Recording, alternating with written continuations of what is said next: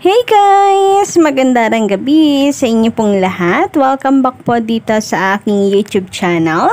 Nandito na naman nga po ako si Gandara, ang ka-legit records po ninyo na maghahatid ng mga latest update and fresh happenings about sa TVJ and legit records. And for today's video, ang atin nga po pag-uusapan ay ang nakita po natin dito sa Facebook, no, na kung meron daw pong Beto, ay kung meron daw pong Paulo, sa EAT ay meron naman daw pong betong sa Itbulaga.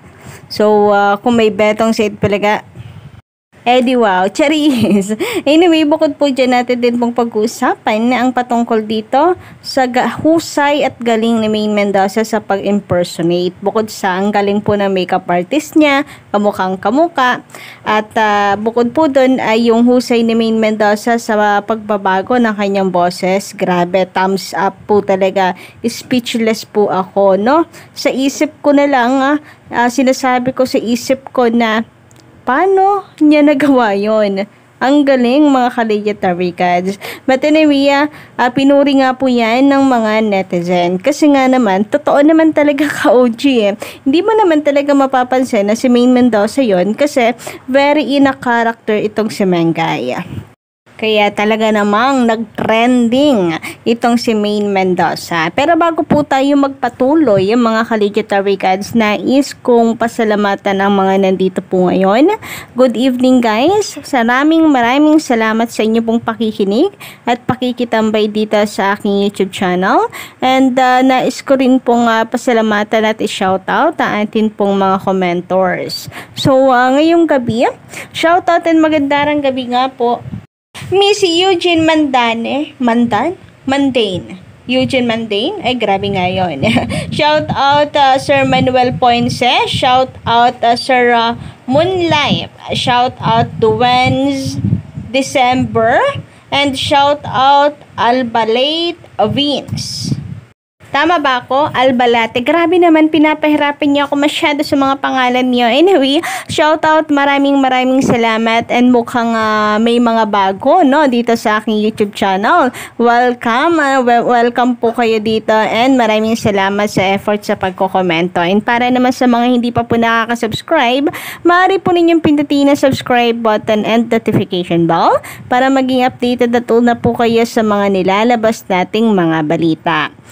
And tonight, unahin na nga po natin pag-usapan, ka-OG, itong si Maine Mendoza, na talagang pinuri po ng mga netizen ang kanya pong talento sa pag-impersonate. So, napansin niyo po ba na talagang na-unlock ni Maine Mendoza yung kanyang mga talento, kaya talagang nag-trending po siya with the hashtag Maine Mendoza, at syempre kasama din po dyan ang hashtag legit records kahapon. Bukod po dyan, hindi lang Maine Mendoza ang trending. Alam niyo po ba? Dahil another Maine Mendoza po trending kahapon din. So, Maine Mendoza and hashtag Mengay. Grabe nga yun. Ibang klase po kasi talaga ang isang Maine Mendoza.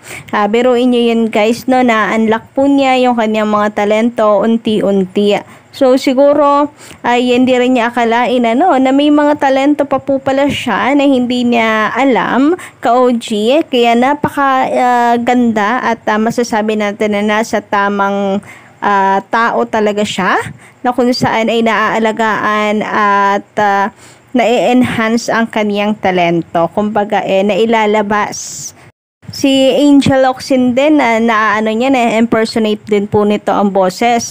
Then, ngayon naman, itong si Ellen. So, sino kaya ang sunod, ka-OG? Mamamangha na lang po tayo talaga sa talento nitong si Mengay. Sabi nga po dito, ni Jean Lara, magandang gabi sa iyo. Iba talaga ang Maine Mendoza.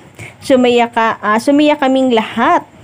Ang galing ni Maine. Sana may bago pa ang TVJ. Buhay na naman ang EAT. Iba ang Maine Mendoza. We love you.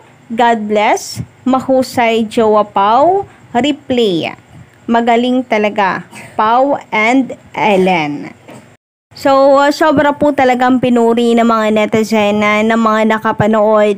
Pati na rin po yung mga team replay, yung mga ka-OG, kahit hindi legit vehicles na nakichismis lang, napahanga dito kay Maine Mendoza. Iba ang galing ni Mengay. Samantala ngayon naman pag-usapan po natin itong patungkol sa nadaanan po natin sa Facebook na kung saan ay kung meron daw pong Paulo sa EAT or Paulo Ballesteros, meron naman daw pong betong dito sa Itbulaga-Tip.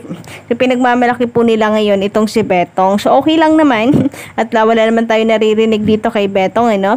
And patungkol po kasi ito ka-OG, no, sa parang after pag commercial break po ata ito ka-legit na break. So, papakita ko nga po sa inyo yung larawan. In-screenshot ko na lang ka-OG, no? So, parehas po itong kuha sa studio, sa APT, and then sa TV5.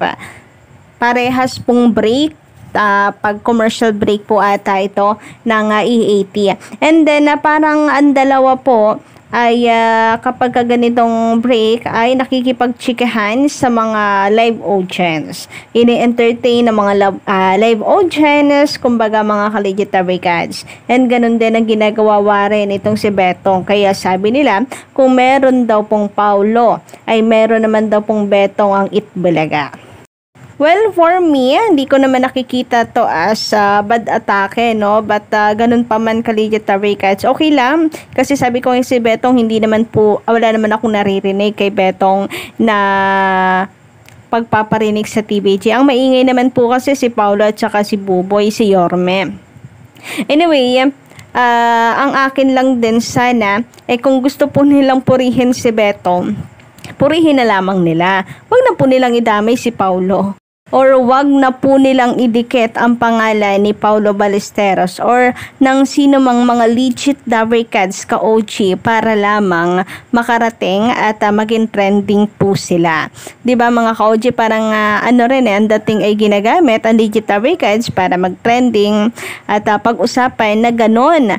Si ganito, ganyan. Kasi nakakabit nakadikit nakasandal sa legit barricades.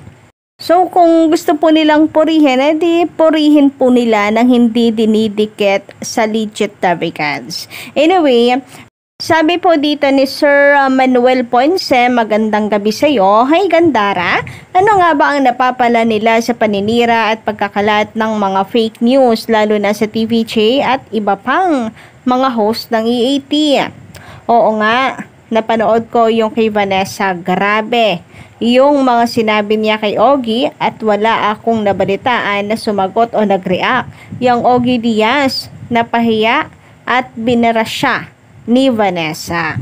Grabe, umabot na kayo doon, Sir Manuel Ponce. But anyway, doon po ako sa paninira sa TVJ. Ganun talaga ka-legit guys, kapag kahitik sa bunga. Talagang babatuhin ka ng bonggang-bongga hanggang sa wala nang matira sa'yo, maubos na lahat.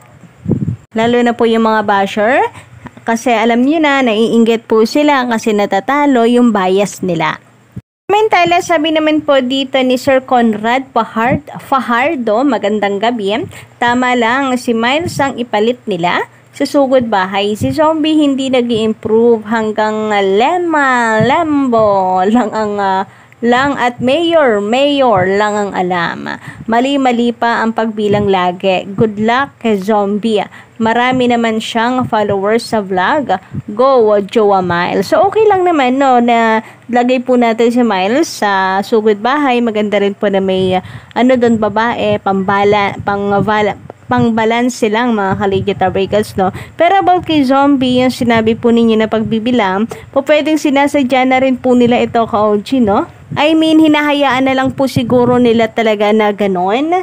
Kahit nagkakamali itong si Zombie, parte ng pagiging komedyante po nila.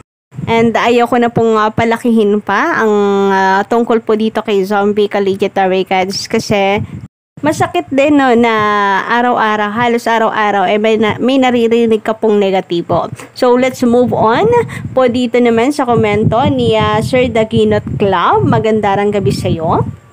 Hi, Miss Gandara! Hello, Sir Dakino. Ayan, regular na po si Miles.